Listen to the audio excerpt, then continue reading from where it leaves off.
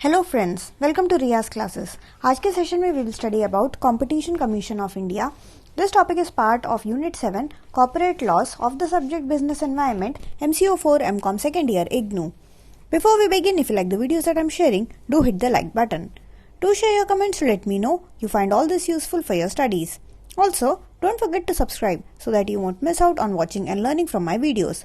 चलिए शुरुआत करते हैं आज के टॉपिक की, जो कि है कंपटीशन कमीशन ऑफ इंडिया।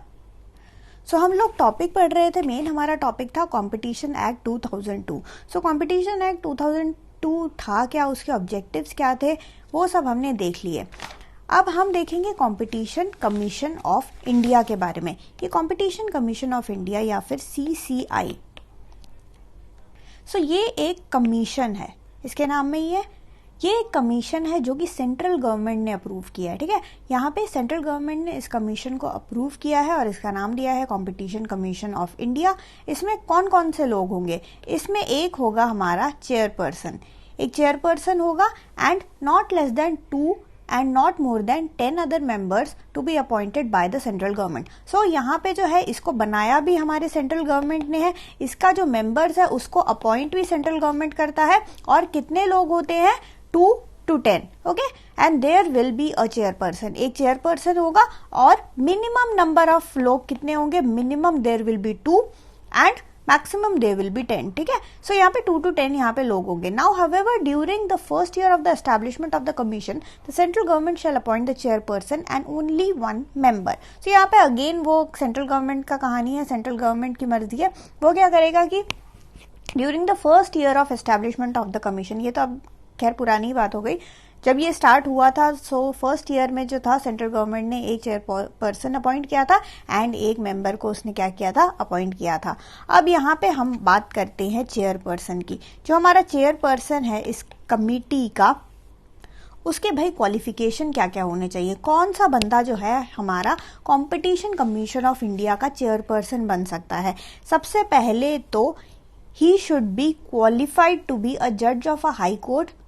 पहले तो क्वालिफाई होना चाहिए कि ही शुड बी अ जज of high court. And second, उसके पास कुछ ना कुछ स्पेशलाइज्ड नॉलेज होना चाहिए या फिर प्रोफेशनल एक्सपीरियंस होना चाहिए एटलीस्ट 15 ईयर्स का। और किस चीज़ों में प्रोफेशनल एक्सपीरियंस होना चाहिए? In the field of economics, business, commerce, law, finance, international trade, accountancy, management, industry, public affairs, administration, और in any matter in which the opinion of the central government may be useful to the commission. So again यहाँ पे जो है competition commission of India, तो इस competition commission, जो भी competition in सब से रिलेटेड जो सब्जेक्ट्स है, जैसे कि बिजनेस हो गया, कॉमर्स हो गया, ये सब बहुत इंपॉर्टेंट है और ये कंपटीशन से ही रिलेटेड है।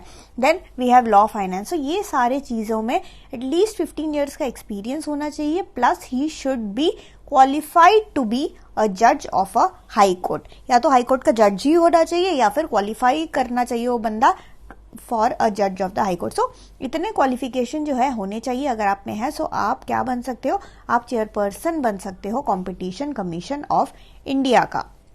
Now the chairperson and other members shall be whole time members and shall hold office as such for a term of 5 years। Now इनका टाइम पीरियड अगर हम बात करें चेयरपर्सन का और ऑल द मेंबर्स का, कितना रहता है? हमारा टाइम पीरियड इन लोगों का रहता है 5 years का।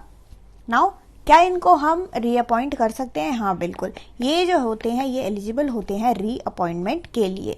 अब चेयरपर्सन के लिए एक एज का कट ऑफ लिमिट भी है। इसका एज का कट ऑफ लिमिट है आपका 67 years। तो अगर ये 67 years का हो गया तो ये बंदा जो है एलिजिबल नहीं होगा। सो मैक्सिमम जो है ये चेयरपर्सन चेयर होल्ड कर सकता है till the age of 67 years। And other members की अगर हम बात करें, जो अदर मेंबर्स होते हैं उनके लिए कितना कट ऑफ है? Year 65 years। सो चेयरपर्सन के लिए जो है he can hold office up to age of 67, while others के लिए, जो अदर मेंबर्स के बारे में हमने पढ़ा, they can hold office till 65 years of age. इसके अलावा अगर सेंट्रल गवर्नमेंट को लगता है कि भाई किसी और एडिशनल अपॉइंटमेंट की जरूरत है, सो वो डायरेक्टर जनरल को भी अपॉइंट कर सकते हैं। डायरेक्टर जनरल, सो ये डायरेक्टर जनरल को एडिशनल तरीके से सेंट्रल गवर्नमेंट अपॉइंट करेगा, जो एक तरीके से डिप्यूटी होगा या फिर असिस्टेंट जनरल होगा, कोई भी जो सेंट्रल गवर्नमेंट को लगे उस हिसाब से वो क्या करेगा, एक कमीशन में इन लोगों को भी ऐड कर देगा। सिंपल इसका काम यही है कि जो हमारा जो कंपटीशन कमीशन है, जो कमीशन हमने बनाया, उनको और मदद मिले। अगर आपको किसी बारे में इंक्वायरी करना है, किसी भी केस पेंडिंग है, उसमें कुछ प्रॉब्लम है, उसमें सोल्यूशन निकालना है, कोई हेल्प चाहिए, या कोई भी और अगर फंक्शन कंडक्ट करना है अंडर दिस एक्ट, सो उसके लिए जो है एक्स्ट्रा जो है एडिशनल मेंबर्स जो है सेंट्रल गवर्नमेंट जो है अपॉइंट कर सकता है बाय नोटिफिकेशन। सो हमने यहाँ पे देख लिया कि कमीशन जो है किस तरीके से फॉर्म होता है, किसका पावर है, यहाँ पे सेंट्रल गवर्नमेंट का पावर है। चेयरपर्सन हमने मेंबर्स देख लिए कि कितने कितने होते हैं, प्लस हमने ये देखा कि चेयरपर्सन जो है उसका जो है क्या क्या क्वालिफिकेशन होना चाहिए, उसका एज की लिमिट कितना है, प्लस अदर मेंबर्स का एज लिमिट कितना है। इसके अलावा एडिशनल जो है किसी और को भी हमारा सेंट्रल गवर्नमेंट बाय नोटिफिकेशन, वो डिप्यूटी जनरल या फिर असिस्टेंट जॉइंट डिप्यूटी या फिर assistant general, assistant director general, इन लोगों को भी जो है हमारा सेंट्रल गवर्नमेंट अपॉइंट कर सकता है अगर उसको लगे कि जरूरत है। सो नेक्स्ट हम क्या देखेंगे, नेक्स्ट हम देखते हैं ड्यूटीज क्या है। ये जो कमीशन बना रखा है ना, इस कमीशन के ड्यूटीज क्या है, इनके जो सारे ड्यूटीज हैं ये हमें दे रखा है सेक्शन 18 में। सो ये जो एक्ट है, इस एक्ट के सेक्शन 18 में पूरा का पूरा ड्यूटीज दे रखा है कि इन लोगों को जो है क्या क्या ड्यूटी करना है। सो यहाँ पे हमारा एक्ट ही कंपटीशन एक्ट है। सो यहाँ पे जो है मेन पर्पस इनका यही रहेगा, पहला मेन पर्पस, मेन ड्यूटी अगर हम बात करें, मेन ड्यूटी यही रहेगा कि एलिमिनेट करना ऐसे प्रैक्टिसेस, एलिमिनेट करना ऐसे प्रैक्टिसेस जिससे कि क्या होता है, कंपटीशन को इफेक्ट होता है, किसी भी एरिया के कंपटीशन को इफेक्ट हो रहा हो, ऐसे प्रैक्टिस जो है एकदम उन प्रैक्टिसेस पे आप रोक लगवा दोगे। सेकंड, वही चीज प्रैक्टिस पे पहले रोक लगा दोगे और एक हेल्दी कंपटीशन को आप बढ़ावा दोगे। The third important duty is to protect the interest of consumers. जो हम जैसे consumers हैं उनके interest को protect करना। And the fourth one is to ensure freedom of trade carried by other participants in markets in India. अब यहाँ पे जो है अगेन फ्रीडम देना, फ्रीडम किस चीज का, कि जितने भी, चाहे वो छोटा सा एक एंटरप्राइज हो या फिर एक बड़ा सा बिजनेस हाउस हो, सारे जो है एक प्रॉपर तरीके से एक हार्मनी में प्लस कंपटीशन के साथ जो है अपने अपने प्रोडक्ट्स को लेके चले। ऐसा नहीं होना चाहिए कि बड़ा कंपनी जो है वो अपना मोनोपोली चला रहा है, ऐसा कुछ नहीं होना चाहिए, और छोटा कंपनी जो है वो बेचारा मार्केट में घुस ही नहीं पा रहा है। सो ऐसा जो है नहीं होना चाहिए, प्रॉपर फ्रीडम होना चाहिए कि भाई सारे बंदे जो है इक्वल अपने जो है ट्रेड जो है वो कैरी आउट कर पाए, और कंपटीशन जो है उस एरिया के कंपटीशन को किसी भी प्रकार से जो है कोई ऐसा एक्टिविटी वहां ना हो जिससे कि कंपटीशन को एडवर्सली इफेक्ट हो। अब ये सारे जो चीजें हमने देखो ऑलरेडी पढ़े थे, हमने ये सब कहाँ पढ़ा था, हमने ये पढ़ा था कंपटीशन एक्ट के ऑब्जेक्टिव्स में। सो सेम चीजें, जो कंपटीशन एक्ट का जो ऑब्जेक्टिव था वही सेम जो है इन लोगों का, ये जो कंपटीशन कमीशन जो बना रखा है, कमीशन में जितने भी लोगों को हमने पढ़ा, चेयरमैन और जितने भी मेंबर है, इन सबको यही सारे ड्यूटीज को फॉलो करना है, जो कि कंपटीशन, वो जो एक्ट के अंदर के ऑब्जेक्टिव्स है वही इन लोगों का क्या बन जाता है, इन लोगों का ड्यूटी बन जाता है। अब इन लोगों का ड्यूटी हमने देख लिया, इन लोगों को अब कितना पावर मिला हुआ है, इनको ये सारे काम करने, ये सारे ड्यूटी इन लोगों को निभाना है, एंड ये सारे पावर, उस ड्यूटी को निभाने के लिए कुछ ना कुछ पावर चाहिए। ये पावर सारा दे रखा है सेक्शन 18 में। अगेन सेक्शन 18 में ड्यूटीज भी सेक्शन 18 में बताया गया है, एंड जो powers and functions of commission है वो सारा भी यहाँ पे सेक्शन 18 में बताया गया है। सो यहाँ पे जो है कमीशन के अंदर इन लोगों के पास कुछ ना कुछ, दे हैव सर्टेन ऑब्लिगेशन, इन लोगों का कुछ ऑब्लिगेशन भी रहेगा और इन लोगों का एडिशनल जो है सर्टेन पावर्स भी दिया जाएगा। अब इन लोगों का ऑब्लिगेशन क्या क्या है, ऑब्लिगेशन में पहला हम देख लेते हैं। पहला ऑब्लिगेशन इनका यही रहेगा कि एंटी कंपटीशन एग्रीमेंट्स जो है, एंटी कंपटीशन एग्रीमेंट्स जो है जहां कहीं भी हो उन सब पे ये लोग जो है इंक्वायरी करेंगे। सेकंड ये चीज क्या देखेंगे कि भाई ऐसे ऑर्गेनाइजेशन जो कि डोमिनेंट पोजीशन होल्ड करते हैं मार्केट में, जो बिग प्लेयर्स हैं, जो कि डोमिनेंट पोजीशन होल्ड कर रहे हैं, जो कि अपना मोनोपोली चला रहे हैं, उन सब के बारे में भी इंक्वायर करना।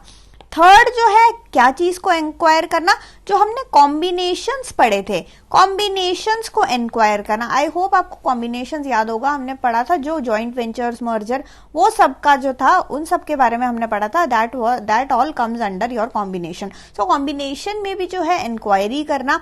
And the fourth one is granting interim relief by way of temporary injunction. Temporary injunction, कोई प्रॉब्लम हो गया सो इंटरिम रिलीफ के लिए वो टेम्पररी इंजंक्शन दे सकते हैं। ऐसे केसेस में अगर कोई प्रॉब्लम हो गया सो उस केस में रिलीफ के तौर पे ये जो है टेम्पररी तरीके का एक इंजंक्शन दे सकते हैं। इसके अलावा the fifth one is award compensation. Compensation दे सकते हैं। कॉम्पनसेशन किसको?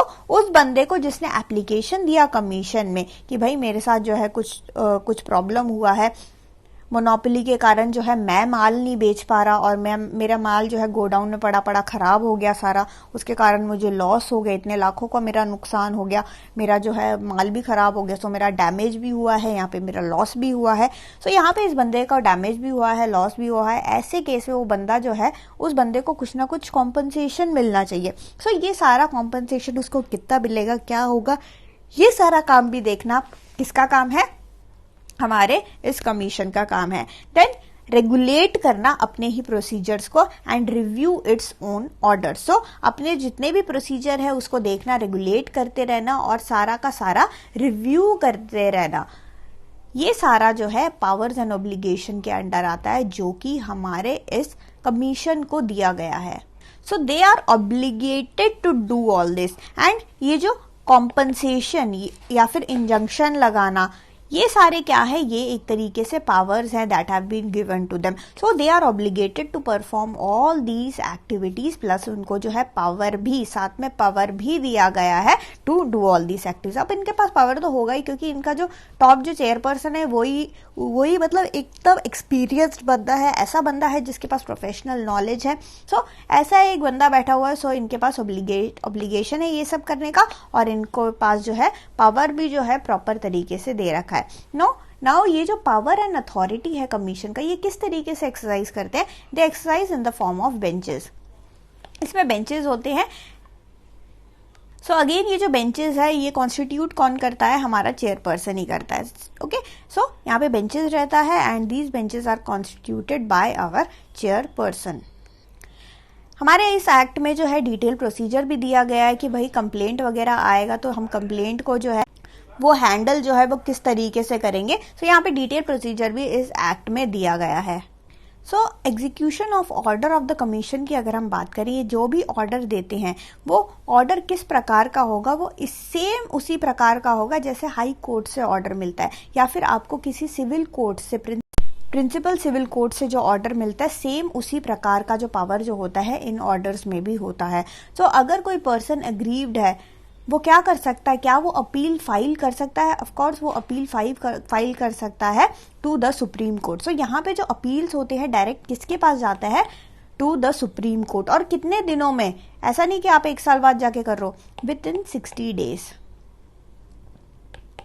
Within 60 days from the date of communication of the decision or order of the commission to him on one or more of the grounds specified in section 100 of the Code of Civil Procedures 1908. Now supreme court के पास वो सीधा जाता है within 60 days। अगर supreme court को लगता है, अगर सुप्रीम कोर्ट सेटिस्फाइड है, बट क्या हम 60 डेज के, अगर 60 डेज में एक बंदा अपील कर नहीं पाया तो क्या वो बाद में भी कर सकता है? यहाँ पे कर सकता है। यहाँ सुप्रीम कोर्ट को अगर लगता है कि भाई हाँ इसको सच में कोई प्रॉब्लम था, वो 60 डेज में नहीं कर पाया, तो ऐसे केस में जो है उसको फर्दर 60 डेज का पीरियड जो है सुप्रीम कोर्ट जो है वो दे सकता है। बट वो केस टू केस डिपेंड करता है, सबको नहीं मिलता।